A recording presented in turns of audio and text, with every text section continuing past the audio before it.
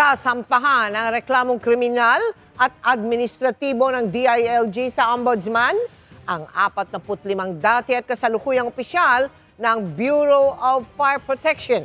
Kaugnay ito ng maanumalya manong pagbili ng mga fire truck mula 2018 hanggang 2024. Nakatutok si June Veneracion. Sa tuwing may sunog, karaniwan ng reklamo ang kakulangan ng truck ng bumbero ng Bureau of Fire Protection o BFP. Sa datos na nakalat ng GMA News Research, kulang ng mahigit 1,100 na fire truck ang BFP.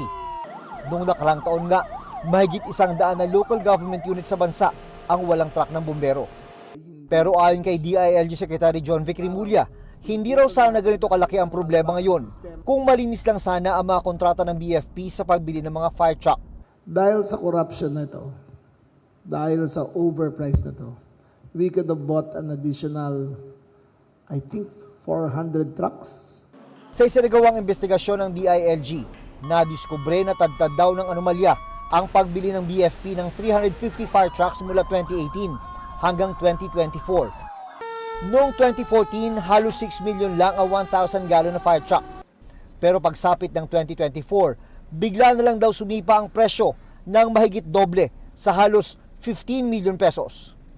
Hindi inflation na nagpataas ng presyo ng mga fire trucks. Corruption. Ang maanumalyang pagbili ng truck ng bumbero ang dahilan kaya magsasampa ang DILG ng reklamong kriminal at administratibo sa Office of the Ombudsman laban sa 45 kasalukuyan at dating opisyal ng BFP. Nasa taas ng listahan ng mga magiging respondents ang tatlong dating BFP chief na sina Jesus Fernandez, Louis Puracan at Leonardo Banyago. Hinihingan pa namin sila ng pahayag. Damay din sa isasampang criminal at administrative complaint sa Office of the Ombudsman ang dalawang supplier ng mga fire truck na pinaburan daw ng BFP sa pamamagitan ng pagmanipula sa bidding. Even before procurement began, they already have a supplier in mind. The law requires that dapat all deliberations between the Bids and Awards Committee have to be recorded. Dito, there was a failure, a deliberate failure at that, to record deliberations at wala ring minutes.